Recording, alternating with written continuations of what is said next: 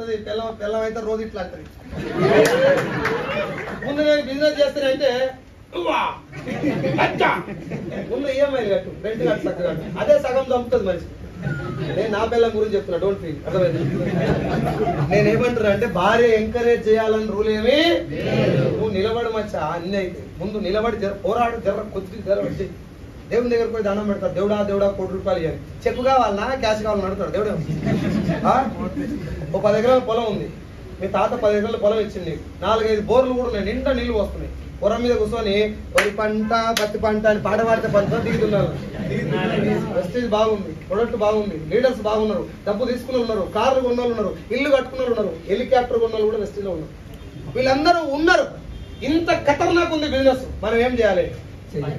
ఒక ఆయన చెప్తాడు, వెస్టీజ్ నాకు కోస్తే వెస్టీజ్ ఉంటుంది సార్, లోపల నా కోపం వస్తే కోస్తానే, కోస్తే వెస్టీజ్ ఉండాల్సిన అవసరం లేదు మచ్చా. ప్రాణం పెట్టి పని చేస్తా సార్, పని చేయి. నీ జీవితంలో ఇప్పటిదాకా ఎంత వేస్ట్ అయిపోయిందో నీకే తెలుసు, నీ కుటుంబ పరిస్థితి నీకే తెలుసు. ఇప్పటి నుంచి మొదలు పెట్టు. ఒక్క మాట మాత్రం నేను నా వైపు నుంచి ప్రామిస్ చేస్తున్నా, యాజ్ ఏ వెస్టీజియన్ గా వెస్టీజ్ ద్వారా నీకు రూపాయి లాస్ వచ్చినా నా జైలుకే వెళ్తాను. నీ అప్లైన్ తో సంబంధం లేదు, నన్ను బిలీవ్ చేయి. నా జేబులో నుంచి రూపాయి లాస్ వచ్చే ఛాన్స్ ఉందా? నా దగ్గర పైసలు ఎక్కువ చెప్తున్నా, నా ఛాన్స్ లేదు అని చెప్తున్నా. నీకు లాస్ వచ్చే ఛాన్స్ లేదు. ఒక అడుగు వేయచ్చా? మోసపోయే ఛాన్స్ లేదు కాబట్టి ఒక అడుగు బలంగా వేయచ్చా? ఏం రోగం మరి? ఇప్పుడే అంటున్నా. మీటింగ్లలో మనోళ్ళు అంటారు, ఇంటికి పోగానే మా ఆమె ఒప్పుకోట్లేదు సార్. ఎవరు ఆమె ఒప్పుకోదు మచ్చా, ఎవరు ఆమె ఒప్పుకోదు. అడగంగానే ఓ 2 పట్టు చీరలు అడిగింది, 5 తీసుకొచ్చి ఎందుకు ఒప్పుకోదు చూస్తా. ఈ నువ్వు ఫస్ట్ చీర బంగారం అడగంగానే నువ్వే పెద్ద బంగారం, నీకెందుకే బంగారం? ఓ మురిగిపోయిన డైలాగ్ చెప్తివి ఇన్ని సంవత్సరాల నుంచి. నేను నేడికెళ్ళి అమ్ముతుంది పిల్లం. Yes or no? ఎంట పడితే జనాలు, నిలబడితే పిలిస్తే గెలిస్తే అది పెట్టుకోమచ్చా. నాకు ఎన్నిసార్లు బిజినెస్ ఆపేయాలనిపించింది. నేను దగ్గర పోయి ఆ టిఫిన్ పెట్టుకొని పోయినా 60 మంది వస్తారని చెప్పిన అక్కడ నిలబడే కేదార్ సార్, నా ఏమంటారు నా కొలీగ్ రెస్టీలో 60 మంది వస్తారని చెప్పిండు. నేను పోతే ఆయన భార్య అలా బామ్మాడితే భార్య నలుగురు మంగళారతి పట్టుకొని అడిగి వచ్చారు నాకు, వెల్కమ్ సార్ అని. ఏం సార్ 60 మంది అంటే అది పోయిందా. టిఫిన్ తీసుకొని పోయినా, రిటర్న్ వచ్చుకుంటా 150 రకాల వంటకాలు ఉన్నటువంటి 7 స్టార్ హోటల్లో తిన్నా యాజ్ ఎ మేనేజర్. అప్పుడు నేను జీరోలో ఉన్నా, మళ్ళీ అగైన్ బ్యాక్ టు జీరో. మామిడికాయ చట్నీ తీసుకొని పోయి ఆ అన్నంలో పెట్టుకొని పోతే రిటర్న్ వచ్చినప్పుడు ఎండకు అది ఖరాబ్ అయిపోయింది అన్నం. ఓ దగ్గర బండి ఆపి తిందామని ప్రయత్నం చేసి బండిలో ఆ చట్నీ ఆడ పెట్టుకొని మొదలు పెడతామని ఇట్లా చేయి పెడితే లస్కున పోయింది లోపలికి, ఖరాబ్ అయిపోయింది అన్నం. టిఫిన్ పక్కకు పెట్టినా, మా మిస్సెస్ కి వీడియో కాల్ చేసిన, చూసినావా తెలంగాణ సేల్స్ మేనేజర్ బతికేడు దాకా వచ్చిందని చెప్పి కామెడీగా నవ్వుకుంటున్నట్టు. ఎక్కడి నుంచి మేఘాలు అలుముకున్నది తెలియదు కానీ భర్యను కొట్టినట్టు కొట్టింది వారం. ఫోన్ ఒక్కడి కాపాడుకున్నా, బ్యాగ్ ఒక్కడి పక్కన పెట్టినా, black colour point white colour shirt మొత్తం గడిచిపోయింది. ఆన్నే కూర్చున్నా ఇట్లా పెట్టి, లేవలే. పక్కన రేకుల షెడ్ ఉంది, పోతే తడవకుండా కూర్చోవచ్చు. అలా నేను అట్లా పోలే, ఆన్నే కూర్చున్నా, పిడికిలు బిరుగా పట్టుకున్నా. 1,00,000 రావాలి, కారు కొట్టాలి, ఇదే ప్లేస్ లో కార్లో కూర్చొని తినాలి అనుకున్నా.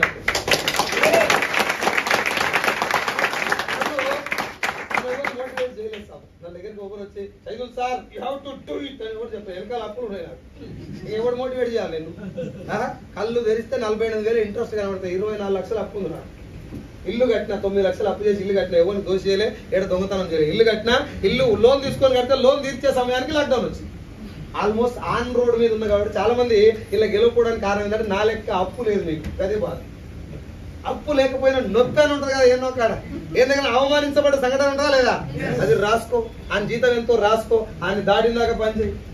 Yes or no?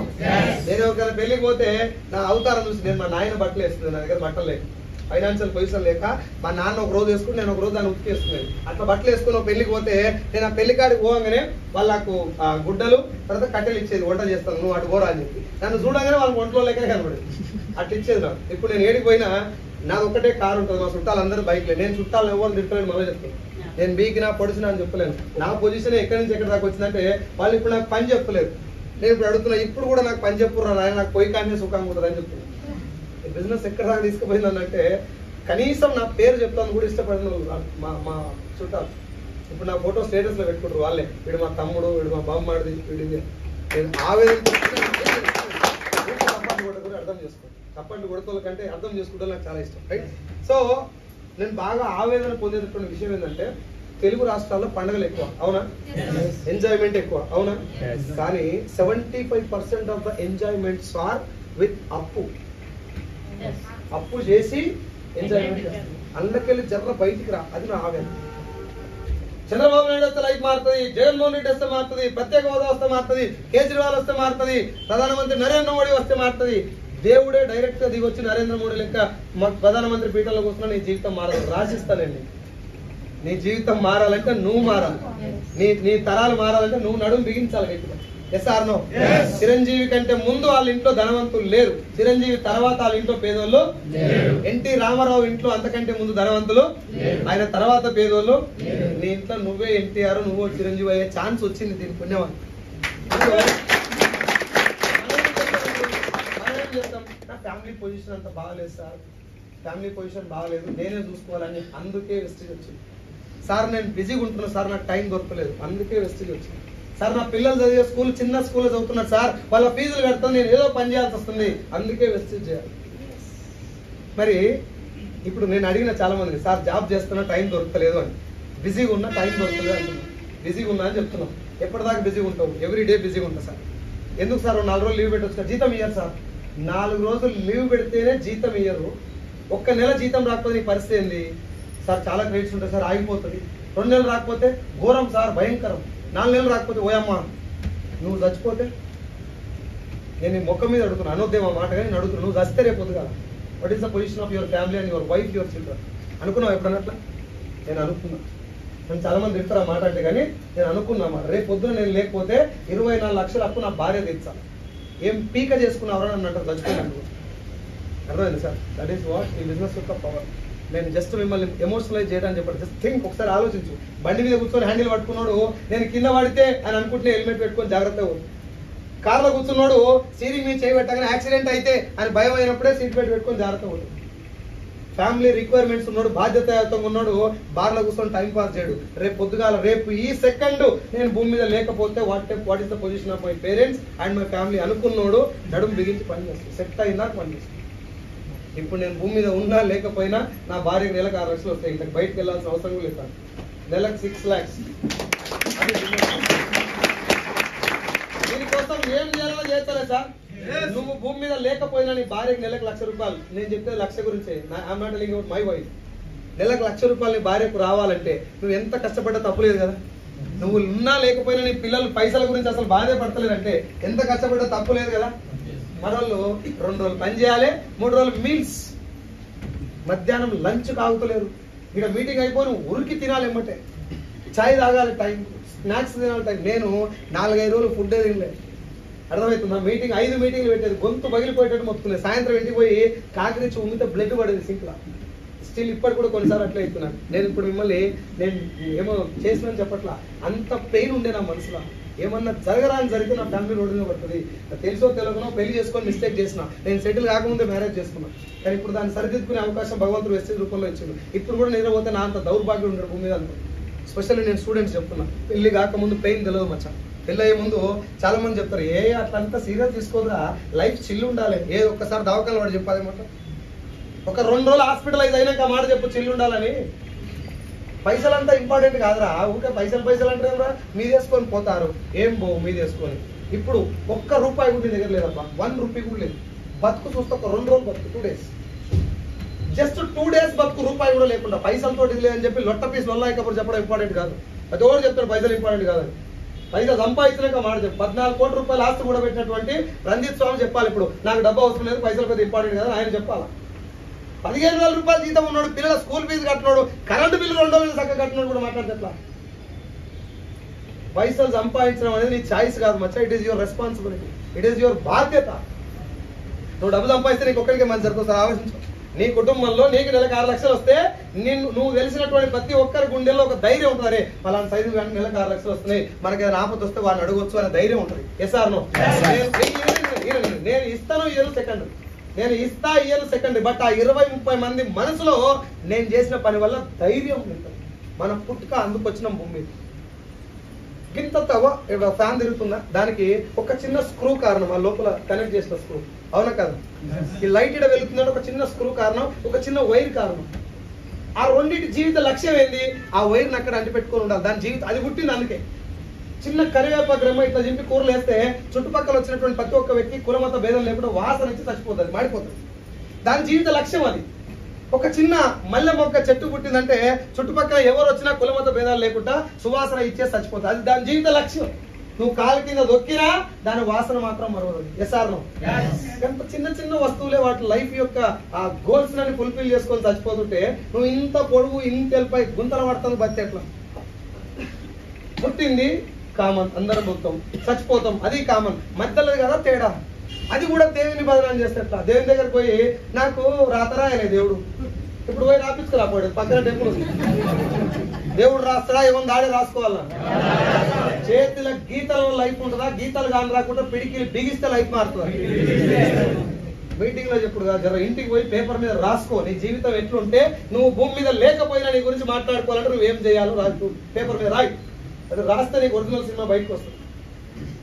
మీటింగ్ లో చెప్తారు కదా పొద్దుగా లేచి, I love money, money loves me, money comes to me easily effortlessly అని చెప్పి ఒక ఏమంటారు శాంతాడుతో డైలాగ్ చెప్తారు. అది మనస్ఫూర్తిగా చెప్తారు, నిజంగా పైసలు వస్తాయి నీకు. మనం మాట చెప్పి లోపల నాకేడో తెలచ్చా నిజాలు చెప్పాలని చెప్పినా కానీ మనకంత సీన్ లేదు. నిజం చెప్పు, నీకు అంత సీన్ లేదని ఎవడు చెప్పిండు? కొన్ని లక్షల కోట్ల వీర్యకణాలు తండ్రి నుంచి తల్లిని చేరితే ఒకే ఒక్క వీర్యకణం వల్ల పుట్టినటువంటి నలుసు మనం. మన పుట్టుకలోనే పోరాటం ఉందని మర్చిపోతున్నాం. పుట్టినప్పుడు సంతోషంగా పుట్టినావా, ఏడ్చుకుంటూ పుట్టినవా? నువ్వు ఏడుస్తూ కాదు, మీ అమ్మని ఏడిపిస్తూ కూడా పుట్టినావు. నీ పుట్టుకనే పోరాటం మర్చిపోయినావు. అది ఇప్పుడు తిండికి అలవాటు అయిపోయి సమోసాలు తిని బాడీ పెంచి ఆ మదం ఎక్కిపోయి మైండ్ ను పడబెట్టినావు.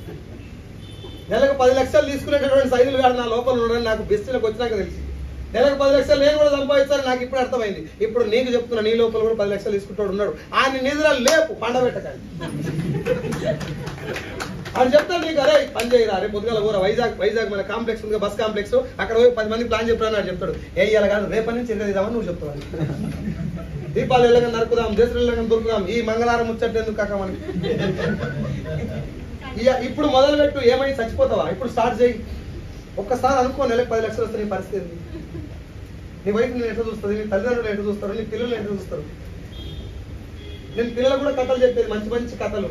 కారు కొనుక్కరా డాడీ అంటే కింద పడతావు బిడ్డ అని. నేను ప్రేమ లెక్క కాదు, జైలు పైసలు లెక్క భోజుడికి మాటలని చెప్పేది.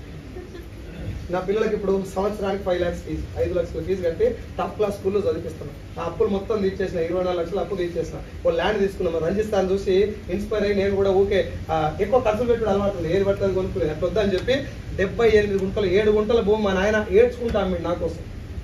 కళ్ళమ్మ నీళ్లు పెట్టుకుంటా 7 గుంటల భూమి అమ్మితే అప్పటి నుంచి నేను రోజు ఏడుస్తూనే ఉన్నా, నాన్న ల్యాండ్ తీసుకోవాలని చెప్పి 78 గుంటలు తీసుకున్నా. 7 గుంటలకు 10 ఇంతలు తీసుకున్నా. మొన్న 10 days కింద వైజాగ్ లాస్ట్ టైం వచ్చిన. నెక్స్ట్ అదృష్టం ఏంటంటే పోరాడితే దేవుడు అదృష్టాన్ని కూడా కలిసి చేస్తాడు. ఎసరా ఏడా నేను ఆ ల్యాండ్ ఖరీదు చేసిన నెక్స్ట్ డేనే దాని ముందర నుంచి రోడ్ వచ్చింది, డాంబర్ రోడ్ పడింది. అదే ఖరీదు చేసిన నెక్స్ట్ డేనే అడగటం మొదలుపెట్టి. నేను మీకు కూడా రిక్వెస్ట్ చేస్తున్నా, కొంచెం భగవంతుడు ఇచ్చినటువంటి అవకాశం యొక్క విలువ అర్థం చేసుకుని టైం పాస్ చేయొద్దు. మనం టైం పాస్ చేసే బ్యాచ్లో ఎంతసేపటికి నేను పవన్ కళ్యాణ్ ఫ్యాను, నేను మహేష్ బాబు ఫ్యాను, నేను ఆయనతో సెల్ఫీ, నీతో దిగితే ఛాన్స్ కూడా ఉంది. మచ్చైడా నీతో కూడా సెల్ఫీ దిగుతారు, అంత పవర్ దీంట్లో ఉన్నది. నీ స్థానం లోలో ఉందా, నువ్వు మరీ నిరుపేదరికంలో ఉన్నావా, కంగ్రాచులేషన్స్. నువ్వు అక్కడి నుంచి ఇటు దాకా వస్తే యూ బికమ్ సెలబ్రిటీ. నువ్వు ఆల్రెడీ బలిసిన ఫ్యామిలీ నుంచి వస్తే నేను ఎవరు డేకడ్, ఇక్కడ లక్ష వచ్చినా ఎవరు డేకడ్. Yes or no? Ram Charan కొడుకు కాబట్టి, చిరంజీవి కొడుకు కాబట్టి రామ్ చరణ్ అంత ఫేమస్ కాలే, జస్ట్ ఒక మాదిరి ఉన్నాడు అంతే. ఒకవేళ చిరంజీవి కనుక ఆయన ఉట్టకపోయి ఉంటే బాగా సపరేట్ గా నేను రాంగ్ అర్థం చేసుకోకండి నా పదం. ఆయనకున్న టాలెంట్ కి పాటికి ఆయన కూడా ఇంకో పవర్ స్టార్ అయిపోయాడు. Yes or no? వాళ్ళు ఆ ఫ్యామిలీలో పుట్టి కాబట్టి అక్కడే ఆగిపోయారు. ఏం చేసినా ఏముంది ఆయన కొడుకు కాబట్టి ఆస్ట్రీకి వచ్చేస్తాయి అంటూ. నిజంగా ఆస్ట్రీకి వచ్చిన ఆయన కష్టపడ్డా ఆ కష్టానికి అంత వాల్యూ లేదు. నీకు కూడా నాకు కూడా ఆ అదృష్టం ఏంటంటే మన తాత కోటీశ్వరుడు కాదు, మనకిచ్చిన అవకాశం. మన కుటుంబ చరిత్ర మనతోటే మొదలైనటువంటి అవకాశం మనకిచ్చింది కాబట్టి మొదలు పెట్టు. నువ్వు కూడా వండుకొని మా తాతలు మంచిగా సంపాదిస్తలే నా కోసం, మా నాయన నన్ను చదివించాలని చెప్పి లొట్ట పీస్ కబురు చెప్పకు. నీ కొడుకు రేపు పొద్దుగాలు వచ్చి నిన్ను అడుగుతాడు, నీ మనవడు, తాత ఒక కథ చెప్పవాలని అడిగితే కూర్చో మనవడు అని చెప్పి అనగనగా ఒక రాజుకి 7 కొడుకులు, ఓ కొడుకు 7 చేపలు తెచ్చిర్రు, ఓటి ఎండ లేదని మొదలు పెట్టినావు అనుకో, నువ్వు మారవారా భవిష్యత్తుకే? అప్డేట్ కాలేదారా ఇంకా? ఇంకెంతసేపు చెప్తావురా ఎండిపోయిన చేపల కథ, నువ్వు ఎండబెట్టుకోపోయి ఎంతసేపటి చేపల కథ నేను అంటున్నాడు. వాడు అప్డేట్ అయ్యింది, అప్పటికే టింకిల్ టింకిల్ లిటిల్ స్టార్ దాటిపోయి ఉంటున్నాడు. Yes or no? వానికి చెప్పాల్సిన స్టోరీ ఏంటంటే, బిడ్డ మీ అయ్యకు కార్ లేదురా, నేను కూడా బైక్ మీద వచ్చిన వాళ్ళని, నాకు వెస్టీజ్ అనే ఒక పవర్ఫుల్ అవకాశం దొరికింది, 1 సంవత్సరం ప్రాణం పెట్టి పనిచేస్తే ఇప్పుడు నువ్వు తిరిగే కారు, నువ్వు తిరుగుతున్న ఇల్లు నేను నిలబడితే వచ్చిందిరా అని చెప్పు. ఆయన తాత నువ్వు వీడి దాకా వచ్చినావు కదా, మన ఫ్యామిలీ ఇంకా జర ముందు నేను తీసుకుపోతా అంటున్నాడు. సరే నోడైతే ఎస్ ఆర్ నో? కథలు చెప్పాలంటే వేరే వాళ్ళ కథ చెప్పకు, నీ కథనే ఇన్స్పిరేషన్ స్టోరీగా చెప్తాను, తయారు చేసుకో. మళ్ళీ పుట్టేది లేదు మచ్చా, ఇంకో జన్మ లేదు. యమదొంగ సినిమా లేక మళ్ళీ పోయి కిందికి వచ్చేది ఏం లేదు. Yes or no? ఏం బీకినా ఇప్పుడే బీకాలి, కథలు చెప్పొద్దు జనాలకి. ఏం చెప్పాలన్నా గెలిచినాక మాట్లాడు, గెలిచినాక నీ మాటకు వాల్యూ. ఈడ నోటు పెట్టుకొని మాట్లాడితే విలువ ఎక్కువ. Yes or no? ఉత్తగా పెట్టుకొని మాట్లాడు కదా, గెలిచినాక అని చెప్తున్నాను. జస్ట్ పవర్ఫుల్ వెపన్ ఇది, దీన్ని మిస్యూజ్ చేయదు. 1 సంవత్సరం పాటు ప్రాణం పెట్టి అయ్యప్ప స్వామి మాల వేసుకుంటే ఎంత దీక్షగా ఉంటారో, 365 రోజులు అంత దీక్షగా పనిచేయదు. వెస్టీజ్ తప్ప ఇంకో ధ్యాస లేకుండా పనిచేయదు. నువ్వు ఏం చేయాలంటే అది చేయొచ్చు వెస్టీజ్ ద్వారా. చేద్దాం మరి. 1,05,38,226 రూపాయలు ఇప్పటి వరకు నేను వెస్టీజ్ ద్వారా ఎర్న్ చేసిన ఇన్కమ్. 1 కోటి రూపాయలు దాటింది. కరోడ్పతి త్రూ వెస్టీజ్ ద్వారా నేను కరోడ్పతి. నా కొడుకు ఆయన కొడుకు అంటే నేను ఒక్కని గట్టిగా నిలబడితే మొత్తం మారిపోయిందా లేదా? ఇప్పుడు నా కొడుకు ఆలోచనలు ఎట్లుంటాయి, ఏమన్నా బాగా కష్టపడి ఎంఆర్ఓ ఆఫీసర్ టర్క్ జాబ్ కొట్టాలనుకుంటున్నాడు అంటే, నేను కష్టపడటం వల్ల ఆస్తి మాత్రమే మారలే, నా తర్వాత తరాల ఆలోచన కూడా మారుతుంది. Yes or no? దానికోసమన్నా పని చేయి. మీ అయ్యకు వెస్టీజ్ రాలే, మీ తాతకు వెస్టీజ్ రాలే, నీకు వచ్చింది, నీకు వచ్చినాక కూడా వేస్ట్ చేసినావు అంటే నీ కొడుకే తిడతాడు. నేను రేపు పొద్దుగా ఆ అంకుల్ చేసినట్టుగా నీకు ఏం రోగం పుట్టింది బే అంటాడు. ఆ ఓడు నన్ను అడిగి